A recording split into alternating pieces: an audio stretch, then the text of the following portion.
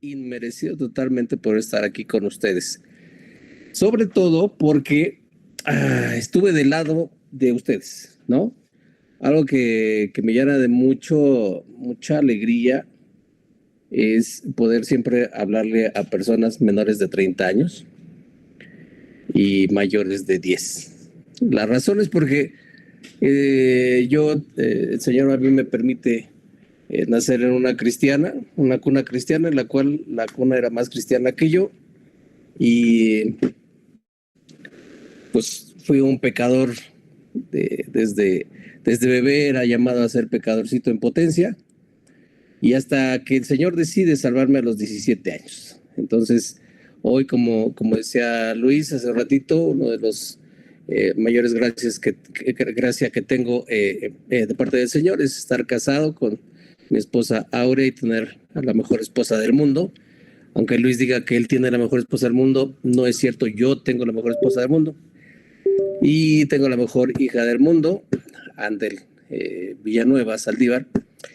Y en verdad es solamente por gracia. Y ese es el gusto y el deseo de poder estar aquí con ustedes.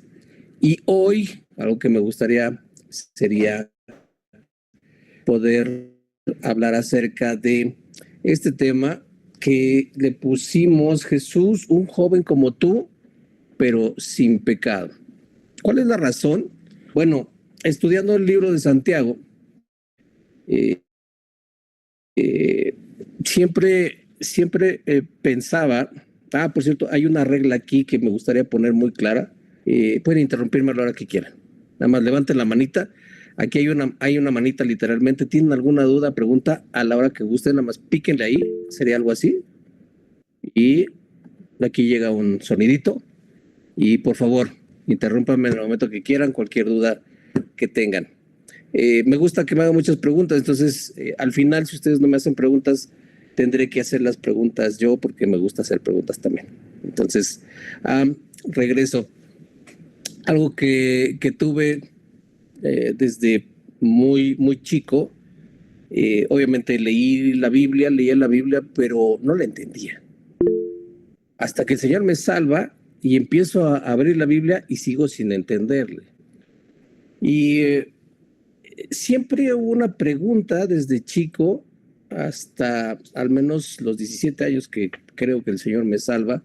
Y creo que el Señor me salva porque me duele más pecar, pero sigo pecando. Y me dolía abismalmente, pero no sabía también cómo dejar mi pecado. Entonces venía una pregunta que alguien me hizo cuando me entregó un libro en el cual desarrollaba una historia. Y la pregunta de este libro, que inclusive lo pueden encontrar el día de hoy, es: ¿qué haría Jesús en mi lugar? Yo me preguntaba eso. ¿Qué haría Jesús en mi lugar? Y definitivamente yo no tenía la respuesta a eso. Yo solamente sabía pecar. Era lo único que me salía bien.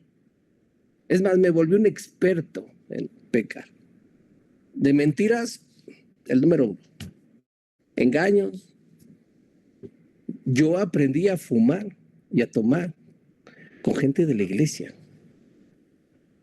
Entonces, era muy difícil poder identificarme, pero cuando llega ese punto de qué haría Jesús en mi lugar, me retó completamente, pero sobre todo me retó porque posiblemente como ustedes, sabía muchos textos de la Biblia, sabía muchas historias de la Biblia. ¿No les ha pasado? Que dicen, ay, otra vez, pastor, ¿en serio? Es el mismo texto de hace un año. Es más, le voy a decir qué va a decir. ¿No? O chistoso cuando, digo, Luis con mucho corazón invita a alguien. Dicen, pues eso ya lo leí en la mañana. ¿Cuál es la parte diferente?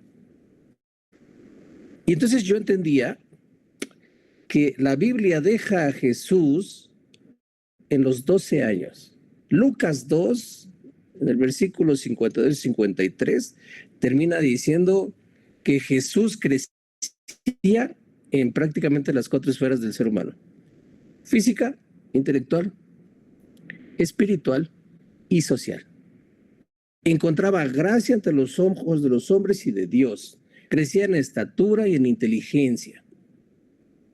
Y a partir de ahí, al año 13, la Biblia ya no dice nada.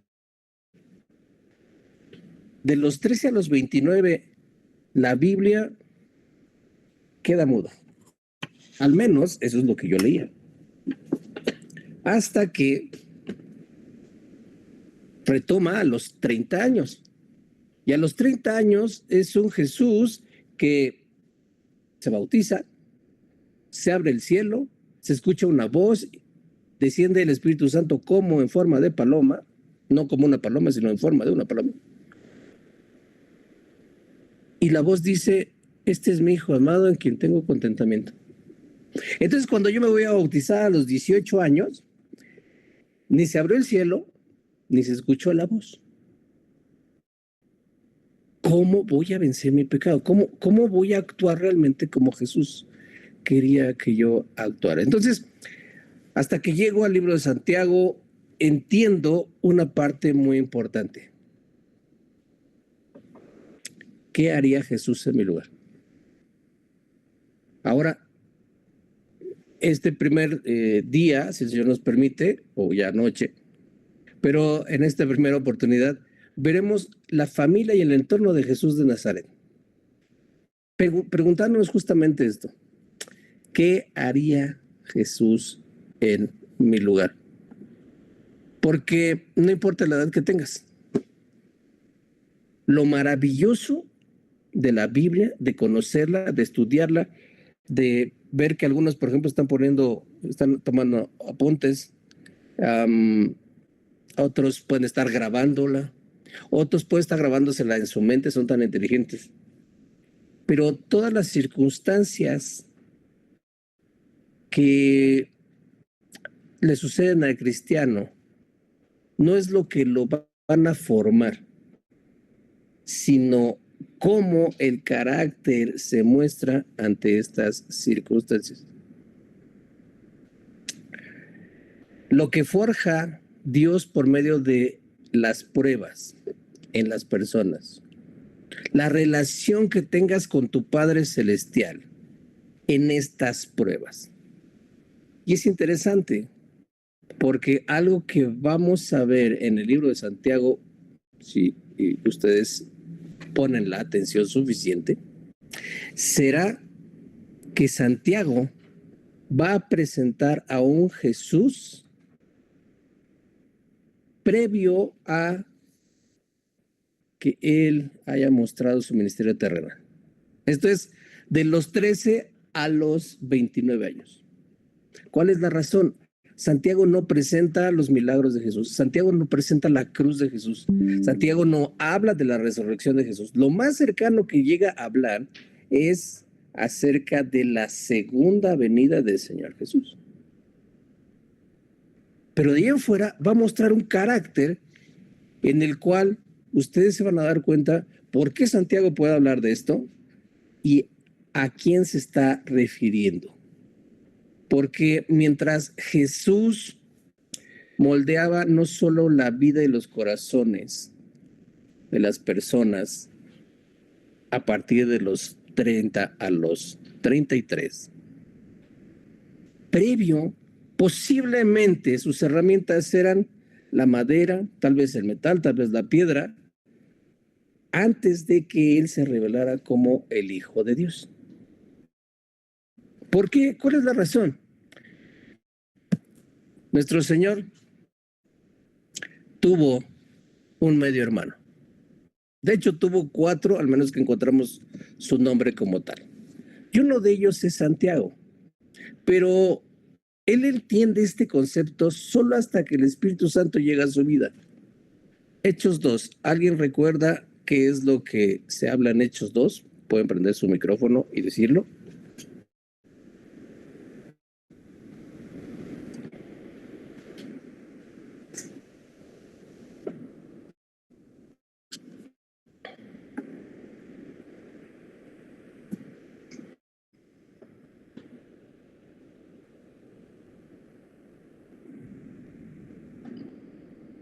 ¿En serio? ¿Va a ser como la secundaria? ¿Voy a escoger a quién?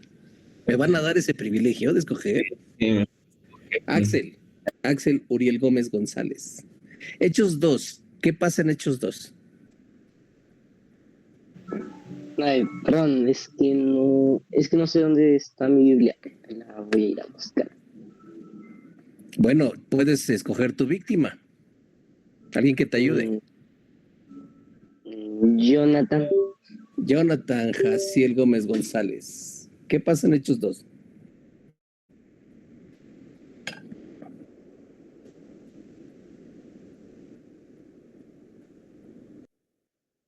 Perfecto.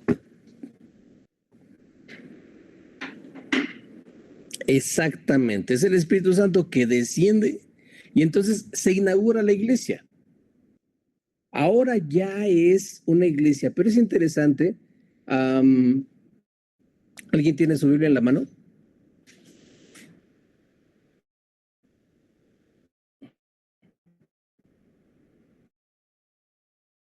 Mira. Carlos, ¿tienes tu Biblia a la mano? Perfecto. Léenos Hechos 1:14, por favor. Pero espérame porque ya lo perdí. No te preocupes, tranquilo. ¿Qué es lo que vamos a encontrar ahí? Observen que se va a mostrar que estaba ahí Santiago con su madre o la madre del Señor Jesús y los hermanastros del Señor Jesús o los medios hermanos del Señor Jesús estaban reunidos con los apóstoles. Hechos 1:14, por favor, Carlos.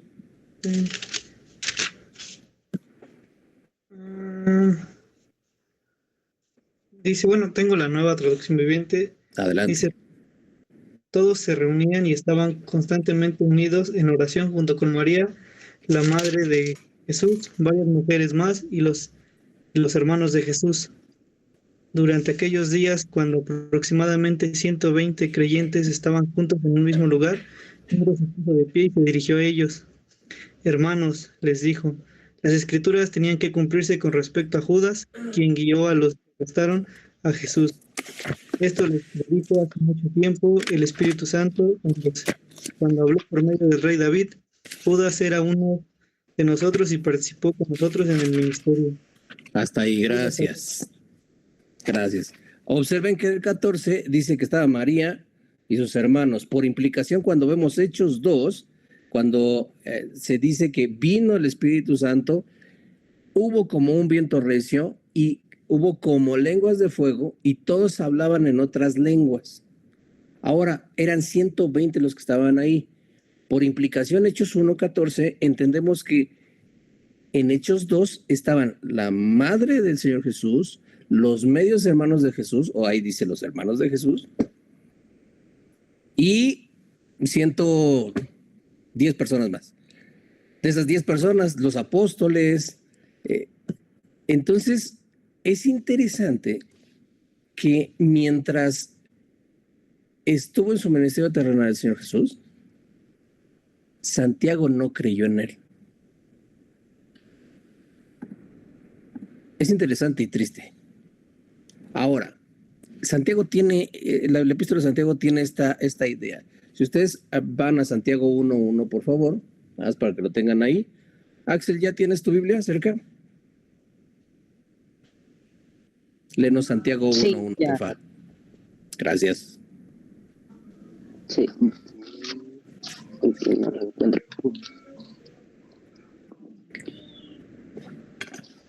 Aquí está.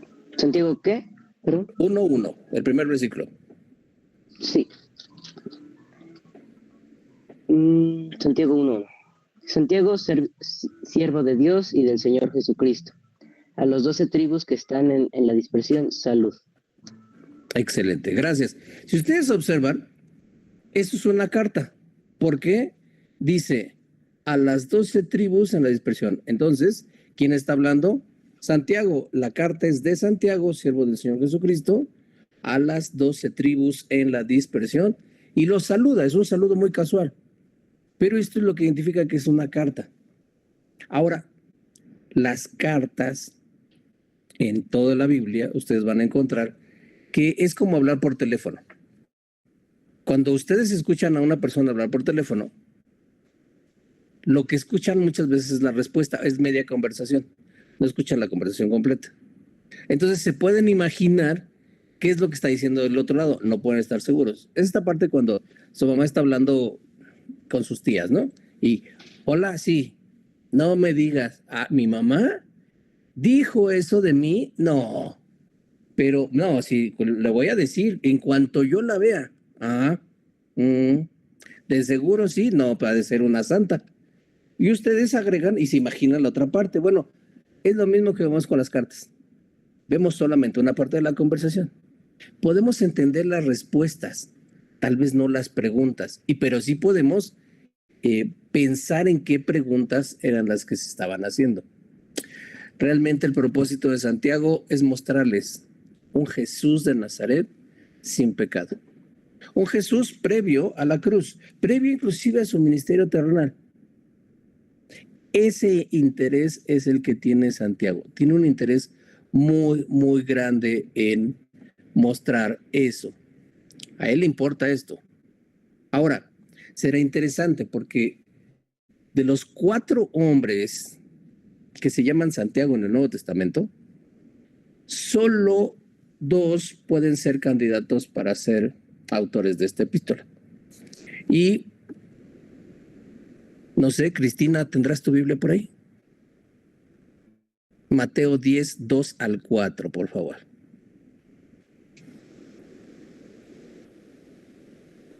No vamos a ver los 4 nombres, sino quiero que vean que dentro de los apóstoles había alguien que se llamaba Santiago. Y había papás de los apóstoles que se llamaban Santiago. Cristina, por favor. Mateo 10, 2 al 4. Los nombres de los 12 apóstoles son estos. Primero, Simón, llamado Pedro, y Andrés su hermano. Jacobo, hijo de Zebedeo, y Juan su hermano. Felipe, Bartolomé, Tomás, Mateo, el publicano, Jacobo, hijo de Alfeo, Lebeo, por sobrenombre Tadeo, Simón el cananista y Judas Iscariote, el que también le entregó.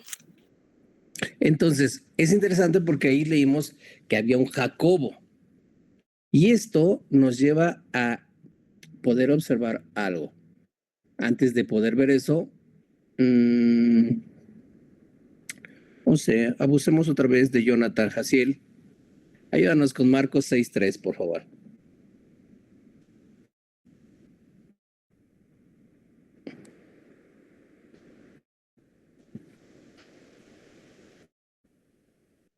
Sí, Marcos 6:3, únicamente el 3.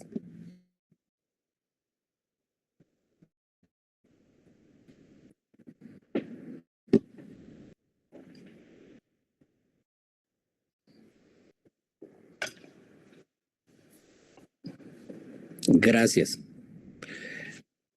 Tanto el apóstol Jacobo, que era el hermano de Juan el evangelista, el que escribe el Evangelio y el que escribe Apocalipsis, no pudo haber escrito esta carta. ¿Cuál es la razón? La razón es de que lo matan, es el primer mártir dentro de los apóstoles. Lo matan muy rápidamente. Ahora, los papás de los diferentes, por ejemplo, apóstoles, tampoco podrían haber sido. La razón es que no tenían este peso. Ahora, ¿quién sí pudo haber sido? Justamente este mencionado en Marcos 6:3. Jacobo o Santiago, el medio hermano más grande de Jesús. ¿Por qué creemos que era el hermano más grande el medio hermano más grande de Jesús? Porque es mencionado en ese orden, por lo regular así se mencionaba. Entonces, Jesús, al menos por nombre, Jonathan, ¿cuántos nombres viste ahí en Marcos 6:3?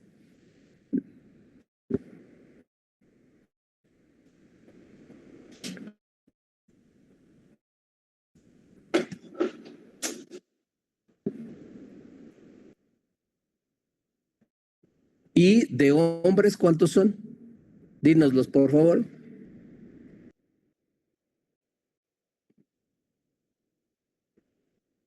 Entonces, ¿cuántos son de hombre? 4. Jacobo o Santiago, Judas, José y Simón. eran sus medios hermanos por nombre, pero además Jesús tuvo medias hermanas. ¿Ya se dieron cuenta?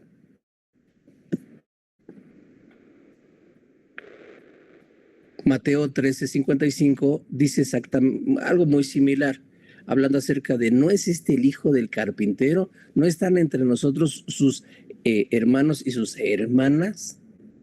Esto es, para el primer siglo, la iglesia sabía que había hermanos y hermanas. ¿De dónde sacamos nosotros Santiago? Porque ahorita lo que Jonathan nos leyó, Cristina nos leyó, es Jacobo. Bueno, lo que pasó es que en el griego el nombre es Jacobos, así como lo ven en sus pantallas. Lo que conocemos como Jacobo, donde toma el nombre del patriarca Jacob. Es interesante porque el griego le agrega el os. Por ejemplo, como Saulo, realmente tendría que ser su nombre Saúl, porque era un honor llamarse como el primer rey de Israel. Jesús muy probablemente tendría que haber sido solamente Josué, como para nosotros, Yeshua. Pero creo que esa parte no nos impacta tanto como Jacobos. Jacobos, para cuando se hace la traducción al latín, alguien, este hombre llamado Jerónimo, decide ser bien intencionado y ponerle San. No sé si en sus Biblias viene, ya en muchas ya no viene, pero decía epístola de San Santiago, ¿no? O epístola, Evangelio de San Juan, Evangelio de San Pedro, ¿no? Bueno, carta de San Pedro. En el abreviarle, le pusieron San Jacobos. Y entonces, si ustedes lo dicen muy rápido, van a lograr tener esta palabra de Santiago. Conforme en el uso, el San Jacob se convirtió en Santiago al español que tenemos. Entonces, cada vez que ustedes vean un Jacobo, es un Santiago y un Santiago es un Jacobo. Eso es lo único que pasó. Por eso nosotros encontramos aquí el nombre de Santiago. Lo vamos a mencionar así porque así lo tenemos en nuestras Biblias, pero realmente, como ustedes pudieron ver, los evangelios hablan de un Jacobo, que es exactamente el mismo. ¿Por qué creemos que él pudo haber sido? Y ahorita, después de contestar esta pregunta, veremos por qué pudo haber sido este Santiago. La Iglesia Católica Apostólica Romana dice que estos medios hermanos no eran hijos de María. ¿Para qué? Muy probablemente ustedes lo han escuchado y si no, vayan y pregúntenle a sus papás. Ellos dicen que María fue virgen antes, durante y después del parto. ¿Para qué? Para poder recibir adoración María, cosa que nosotros no estamos de acuerdo. Nosotros estamos de acuerdo con honrarla, agradecerle y decirle bienaventurada, porque inclusive el ángel y ella se dicen que en un futuro le van a decir bienaventurada, o sea, la mujer más feliz del mundo. ¿Por qué? Porque ha hallado gracia delante de Dios. No debemos adorar a María. ¿Por qué? Porque no fue ni virgen durante ni después del parto, pero sí antes. Eso le llamamos la encarnación de Cristo, cuando el Espíritu Santo vino sobre María y hubo esa unión que es dos naturalezas en una. El Hijo tomó de su naturaleza humana, la agregó a su naturaleza divina. Ahora, ¿cómo resuelve la Iglesia Católica Apostólica Romana esta parte de que no eran sus medios hermanos o no eran sus hermanos de parte de María? La resuelve de esta forma. En el siglo III, Jerónimo dijo que José era divorciado. Entonces tenía estos hijos e hijas y los trajo y se casó con María. Interesante, porque el primer siglo no se decía eso, segundo siglo no se decía eso, tercer siglo es cuando Jerónimo saca esta idea. Esto va en contra de lo que acabamos de leer justamente en Marcos 6:3, donde dice claramente, ¿no están entre nosotros sus hermanos? Y esto tiene que ser muy importante para nosotros, porque tenemos a un Jesús, a un sumo sacerdote que nos entiende. Esto es, tú tienes a un Dios que te entiende, no solamente por omnisciente, no solamente por omnipresente, no solamente por omnipotente, sino porque se encarnó, y la edad que tú tienes hoy y las circunstancias de vida que tú vives hoy, Él las vivió muy parecidas. La edad la tuvo exactamente. ¿Alguien de aquí tiene hermanos? Levanta así la manita, nada más. Ok, Jesús tuvo hermanos. Gracias. Y tener hermanos es una bendición, ¿están de acuerdo? Excepto cuando quieren lo mismo que yo. Excepto cuando les dan algo que a mí no me dan. Excepto cuando Él es el favorito y no yo. ¿Qué creen que vivió Jesús? Exactamente lo mismo. Podríamos pensar que Jacobo probablemente fue esta persona que dijo, mamá, Jesús me está molestando. Y Jesús realmente no estaba haciendo nada, estaba trabajando. A ver, Jesús, ya basta, ¿no? Probablemente Judas tiró un jarrón de barro, se rompió, y María dijo, ¿quién tiró el jarrón de barro? Y Judas dijo, Jesús. ¿Les ha pasado? Jesús no pecó, pero no podemos decir lo mismo de sus hermanos. La razón, porque son como tú y como yo. Ahora, inicialmente, como lo había dicho Santiago o Jacobo, había rechazado a Jesús como Mesías, al igual que sus demás hermanos. A Misadai te podemos incluir. Juan 7:3-5, por favor. Vean lo que va a decir estos versículos.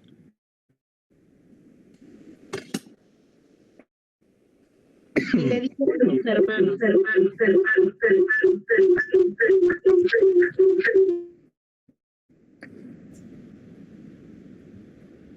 Y le dijeron sus hermanos, sal de aquí y vete a Judea, para que también tus discípulos vean las obras que haces, porque ninguno que procura darse a conocer hace algo en secreto. Si estas cosas haces, manifiéstate al mundo, porque ni aun sus hermanos creían en él. Entonces Jesús les dijo, mi tiempo aún no ha llegado, mas vuestro tiempo siempre está presto. ¿Al 6? Al 7, por favor. No puede el mundo aborreceros a vosotros, mas a mí me aborrece, porque yo testifico de él que sus obras son malas. Gracias. Él no creía y además pensamos que es el vocero de todos los otros 3 hermanos más, tal vez hasta las mismas hermanas. Si vas a hacer algo aquí nadie te va a creer, vete allá. Como en vez de ayudándole, como diciendo, no nos dejes en vergüenza, nos estás apenando, ¿no?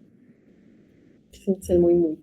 Como dijimos, hasta Hechos 2 es cuando realmente Santiago va a creer. Pero mientras había sido un incrédulo. Y esto creo que es importante para nosotros, porque si alguna vez has orado por algún amigo, por algún familiar, por tu papá, por tu mamá incrédulo, que no es creyente, Jesús tuvo esto mismo. Tienes que seguir perseverando, tienes que ser fiel a la palabra de Dios, tienes que ser fiel a asistir a estudios, a ir al templo. A lo mejor a veces no entiendes, pero acércate al pastor, acércate a los pastores, acércate a un hermano y habla con él y dile, ¿sabes? Me está costando trabajo ser cristiano en mi casa. Me está costando trabajo entender a mi familia, porque me está costando trabajo creer en Dios yo solito. Mi propósito principal entonces es buscar enamorarlos de esta hermosa porción, de esta epístola en la cual ustedes van a darse cuenta tan útil que es, se van a dar cuenta ustedes cómo es que Dios la utiliza para su propio crecimiento. ¿Cuál es el propósito de la carta ahora? El propósito de la carta es esta. Me gustaría que se la aprendieran de memoria. La actitud del creyente ante las diversas circunstancias de la vida. La actitud del creyente ante las diversas circunstancias de la vida. Con esta frase englobamos prácticamente todo. Porque, ¿cuáles circunstancias? ¿Cuáles son estas circunstancias de las cuales va a hablar Santiago? Todas las pruebas que vengan en tu vida. El desconocimiento del por qué estás pasando estas pruebas. Todas y cada una de las tentaciones que vengan a tu vida. Las injusticias sociales. Tus enojos, ¿por qué? Porque eres voluble. ¿Cuál es la ayuda que otros necesitan de ti? Cuando eres rico, ¿cómo debes actuar? Cuando eres pobre, ¿cuál debe ser tu actitud? La palabra de Dios, ¿cómo debes de tratarla? La ley, tanto humana como divina. Los que se dicen cristianos, pero no actúan como cristianos.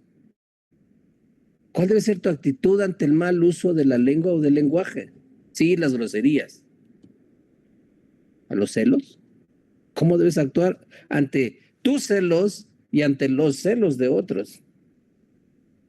¿Cuál debe ser tu actitud ante la falta de sabiduría? Necesitas tener sabiduría. Ante los conflictos mundiales, ante la soberbia tuya y de otros. Cuando haces negocios, cuando alguien hace negocios contigo o cuando vayas a hacer negocios. Cuando es incierto el futuro, que por cierto, el futuro siempre es incierto. Ante tus deseos, ante la segunda venida del Señor, ¿cuál debe ser tu actitud hoy? Ante el sufrimiento, ante la enfermedad tuya, de algún familiar, de algún amigo, ante el liderazgo. ¿Cuál debe ser tu actitud? ¿Cómo debes de pedir que te traten? Ante la oración, ¿cómo debe ser esa forma de orar ante algún hermano caído en pecado?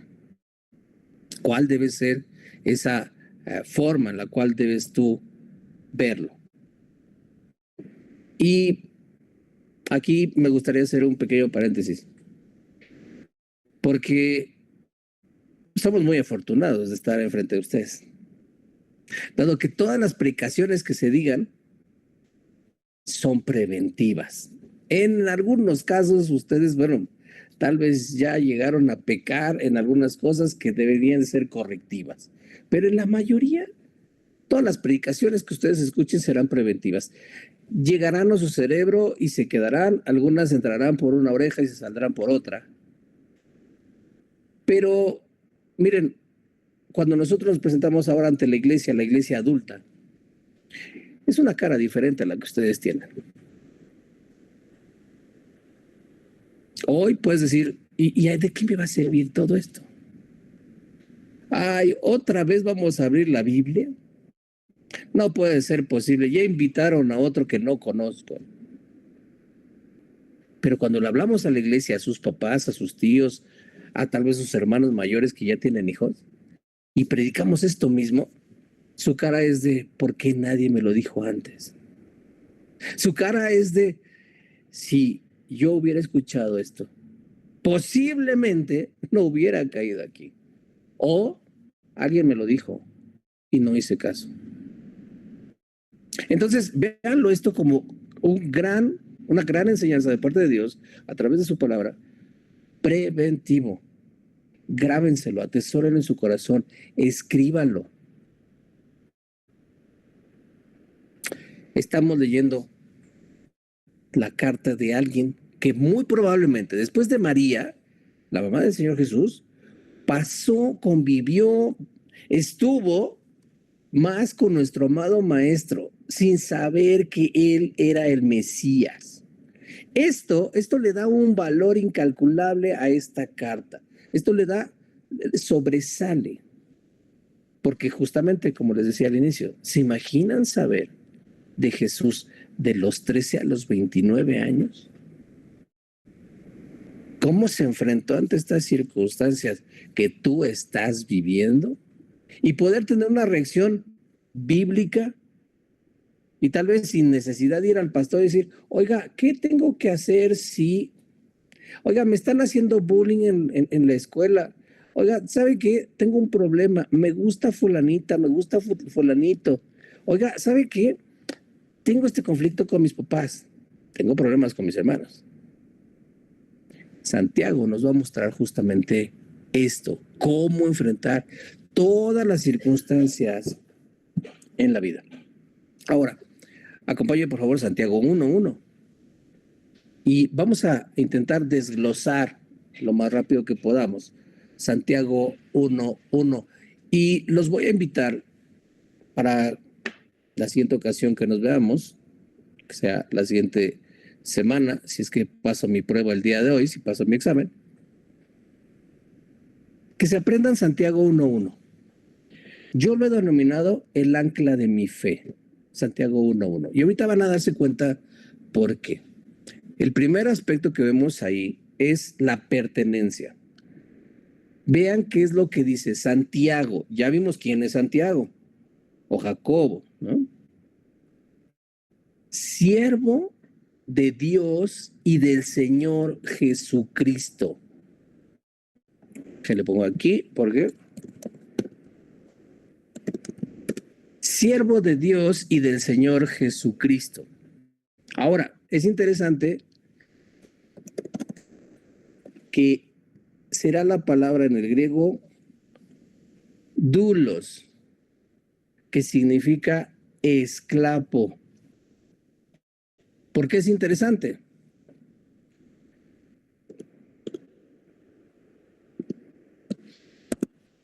Porque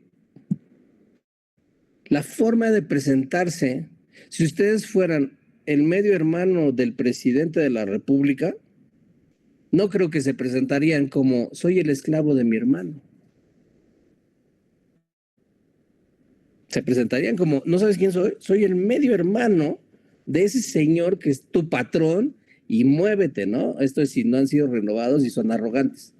Si son humildes y cristianos, tal vez no hablarían de esa forma. Pero Santiago se presenta siervo, que mejor forma sería esclavo, inclusive aquí lo va a cambiar.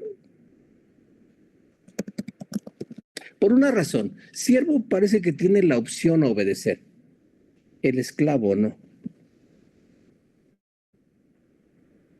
Y ustedes van a decir, oye, pero ya se abolió la esclavitud, esto es, ya las leyes coordinan la esclavitud y dicen que está mal, que es en contra de las leyes. Sí, solamente que para la época de Santiago, para la época del Señor Jesucristo, se cree que 3/4 partes de toda Roma eran esclavos. 3/4 partes. O sea, había más esclavos que libres. Ahora, era una esfera más y la cual estaba legalizada, estaba legislada. En este caso, el ser esclavo para aquella época no era un castigo. Podría ser inclusive una condición de privilegio. Y esto es porque la vida es muy cara. Hoy, lo que tú abres del refrigerador, sacas de la alacena, te vistes y todo esto, tiene un costo que la gente adulta que vive en tu casa lo paga. Lo mismo sucedía con un esclavo. El amo pagaba por él en todo, medicinas, ropa, comida e inclusive educación. Llegaban a ser los arquitectos, los médicos, los cuidadores de los niños, los instructores de los niños, los maestros de sus primeras palabras, de sus primeras letras, llegaban a ser estos. Ahora, dependía qué tan bueno era tu amo para que tú fueras un esclavo feliz. Obviamente, si tenías un amo perverso, te podía hasta crucificar. sin necesidad de pedir permiso. Ahora, en este caso, observen de quién se dice ser esclavo. De Dios y del Señor Jesucristo. Esto es Santiago, Jacobo, se dice, soy el esclavo del mejor amo del universo, del que lo creó, del que lo formó con sabiduría, del que lo ha sustentado, del que vino a salvar a aquellos por los cuales él decidió morir y los había escogido antes de la fundación del mundo. Y es interesante porque aquí en esta construcción, como llamamos construcción gramatical, Dios, Señor Jesucristo, se encuentran unidos por una letrita que se llama aquí I. Esta es una conjunción, va a hilar. Lo que va a hacer es colocar a Dios, Dios Padre, con Señor Jesucristo. No solamente le dice Jesús, no solamente le dice Cristo, sino utiliza las tres palabras que hacen una fórmula que para algunas personas se convierte en algo muy poderoso, y no muy poderoso en un sentido metafísico o esotérico, sino en las palabras. Señor es el amo. Jesús, el que puede salvar, o el único que puede salvar, o el que va a salvar. Cristo, el ungido. Ahora, si juntamos con la primera palabra, Dios, que se identifica como creador, vean el nombre de Dios que se formó aquí.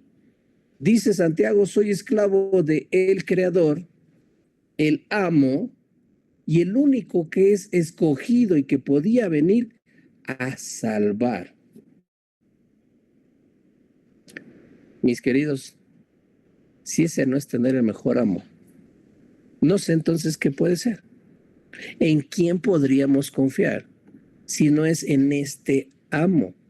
Ahora, será interesante, porque hablamos de que Santiago habla acerca de las diferentes circunstancias de la vida.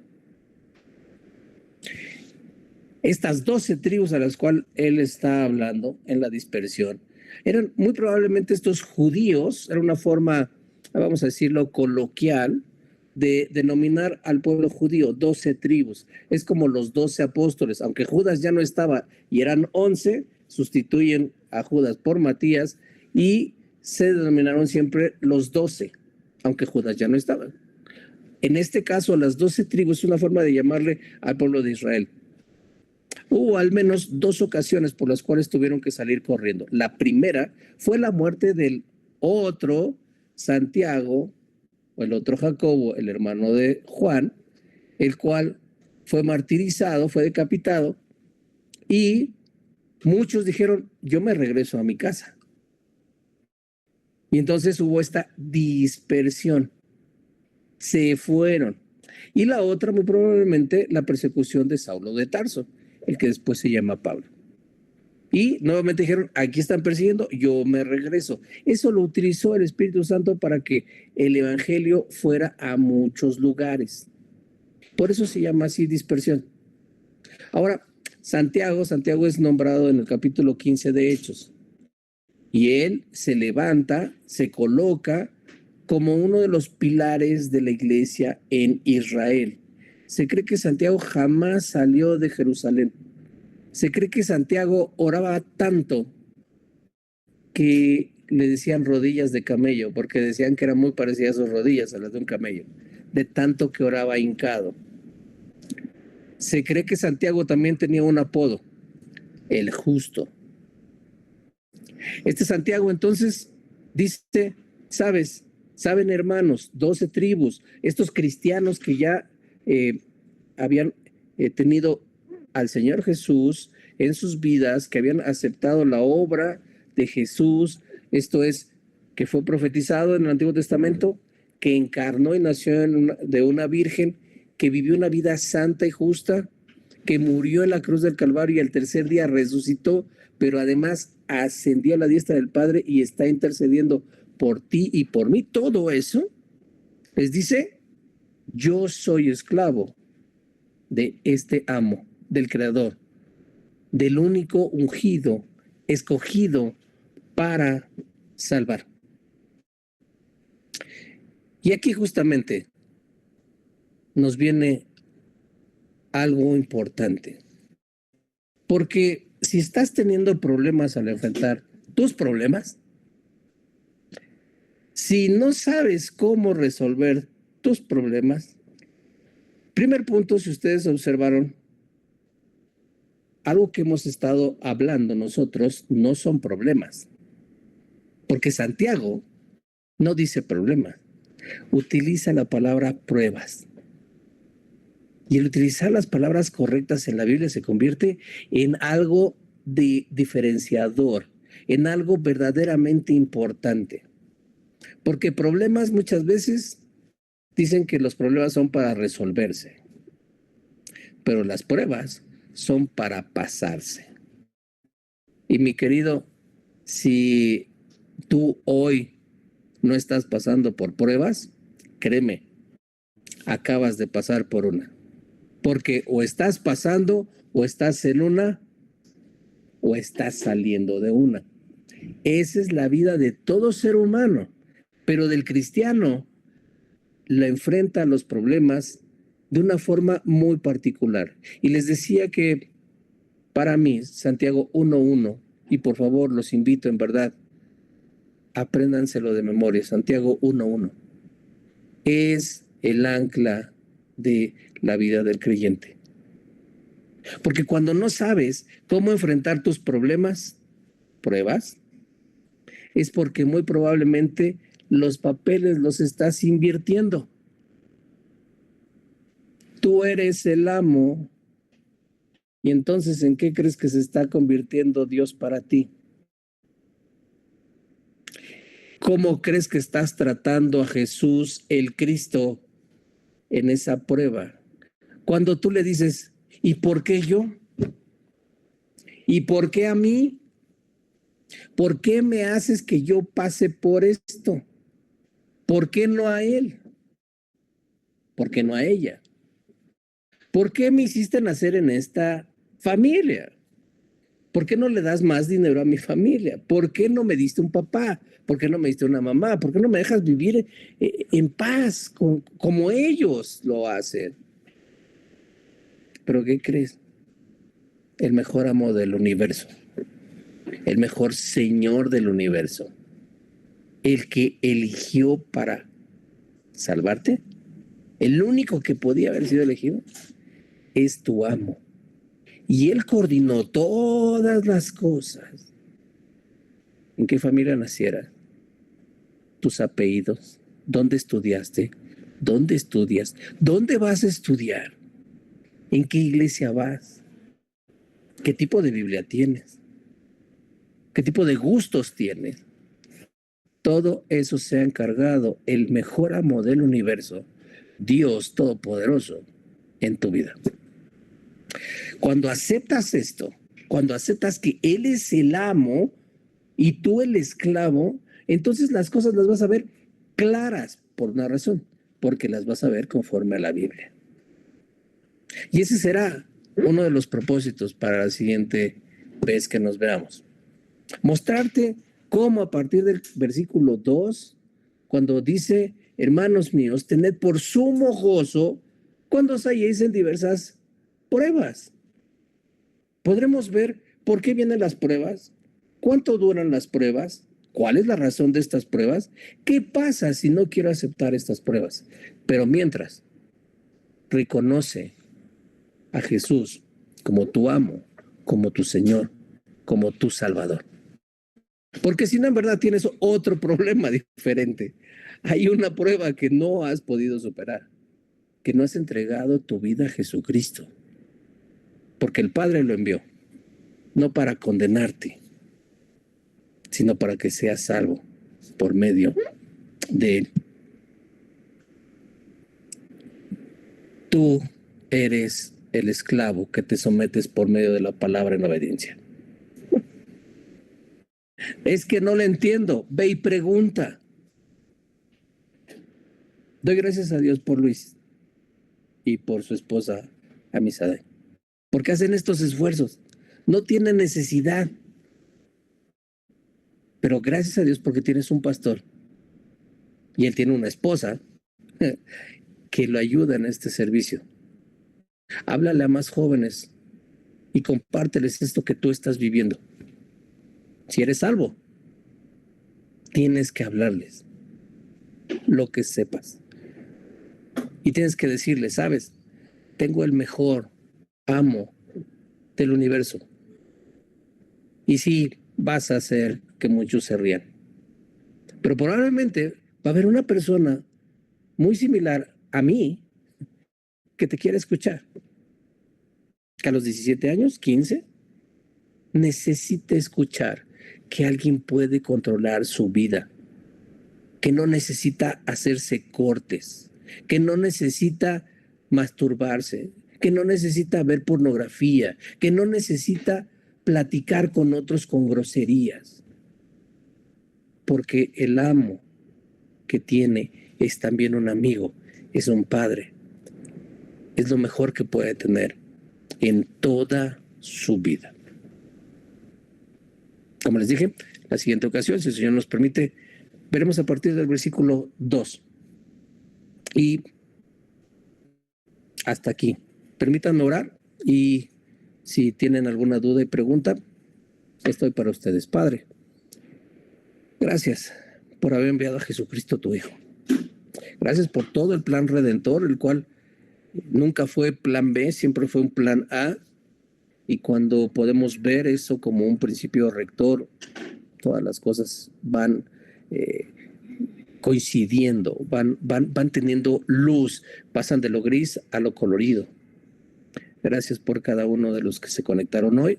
Gracias, Dios, por el privilegio que nos das de abrir tu palabra y de reunirnos alrededor de ella. Pero sobre todo, Señor, gracias por habernos salvado.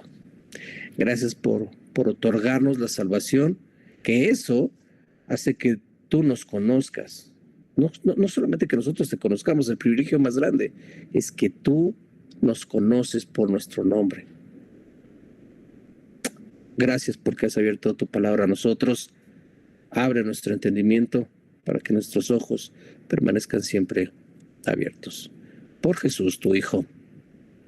Amén. ¿Alguno dudas o preguntas? ¿O duda o pregunta?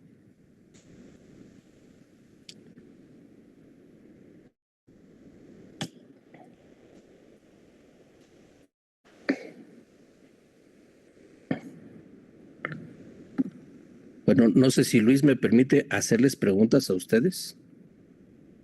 Sí, claro, hermano, adelante. Perfecto.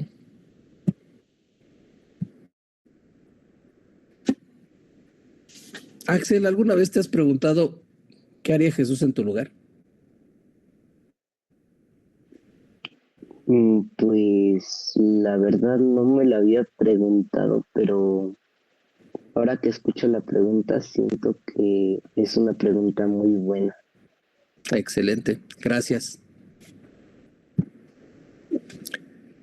Jonathan, ¿de qué tipo de pruebas habla Santiago?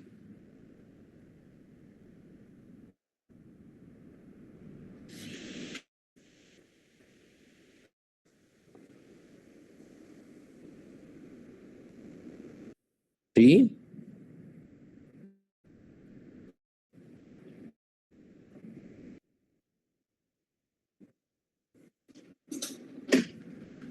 Ok, gracias.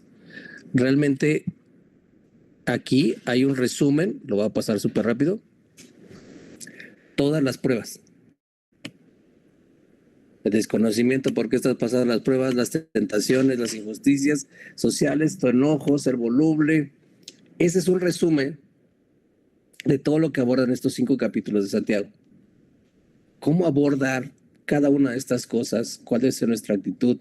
Y esto, si ustedes observan, es el resumen de toda una vida. Cristina, hola. ¿Cuál es el propósito de la Carta de Santiago?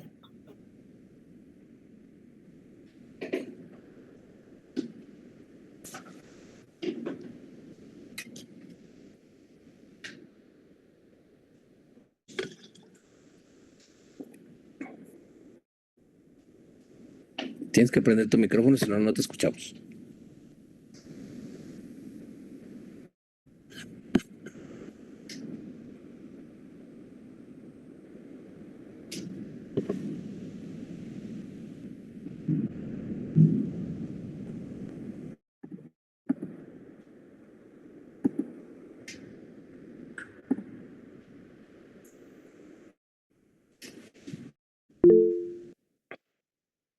Mira, te va a ayudar Carlos.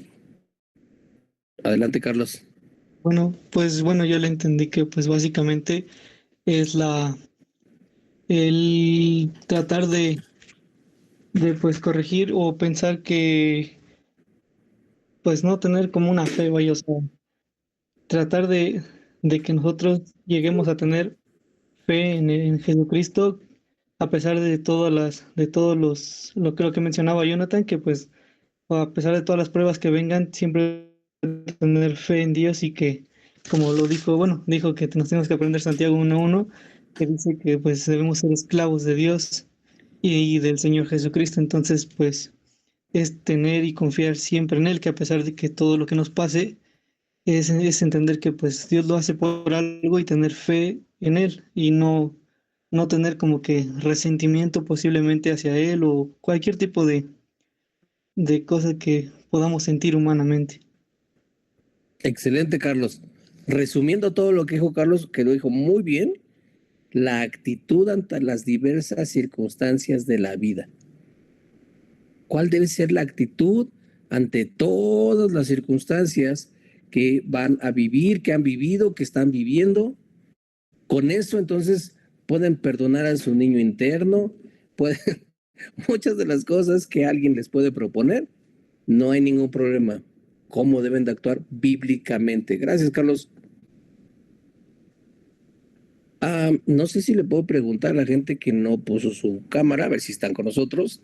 Ariadna Zúñiga, ¿estás con nosotros? Como que veía que entraba y salía. Y sí, prende tu micrófono y nos puedes contestar esta pregunta.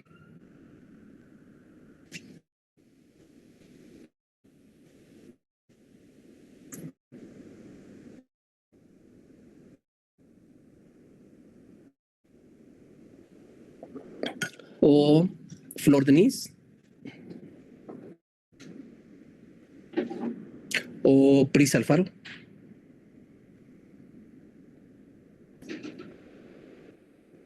Son muy tímidos en progreso, muy tímidos. ¿Puedes repetir No, mira, la Pris pregunta? ya.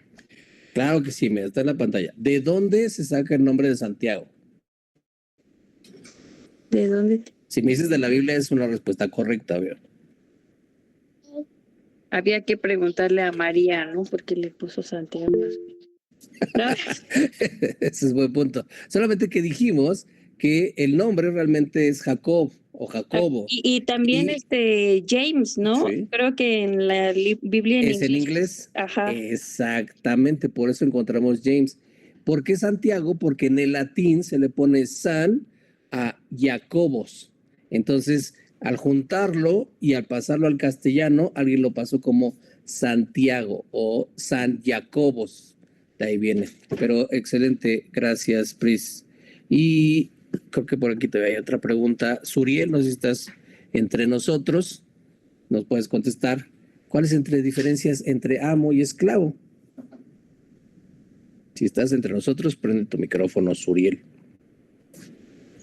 Si alguien más quiere contestar, adelante, Suriel.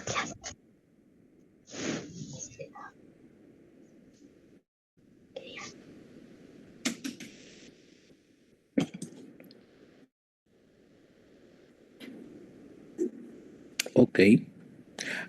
Diferencia entre amo y esclavo sería: amo es el señor, es el que manda, es el que ordena, no sugiere.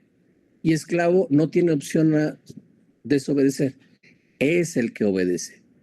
Y recuerden, esta parte dependía mucho del amo que tuvieras para ser un esclavo feliz, y tenemos al mejor amo del universo.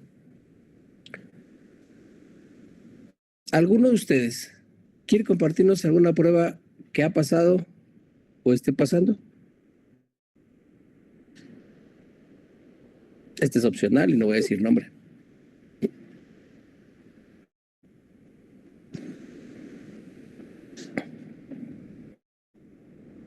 Si en algún momento quieres compartir algo y quieres que oremos por esto, comunícalo directamente con el pastor Luis, con su esposa, y tal vez me lo puedan comunicar y será muy bueno orar, porque es importante saber que o estás pasando por una prueba, estás entrando o vas saliendo. Una última pregunta, y esta es para todos. Ariadna, hola. Levanta la Hola, mano. soy yo, Miguel Domínguez, nomás que estoy en la cuenta de mi mamá. Yo quería Perfecto, Miguel. pedir si me pudieran hacer una oración, porque los días pasados me fracturé la clavícula. Ok, Ya estoy mucho mejor, ya estoy en mi casita. perfecto, Miguel. Pues entonces, gracias por compartirnos esta prueba que estás pasando. Y creo que este estudio puede ser muy útil. Recuerda solamente que el amo está en control total y que bueno que ya estás mejor en tu casa. ¿Eres hoy amo o el esclavo? ¿Recuerdas?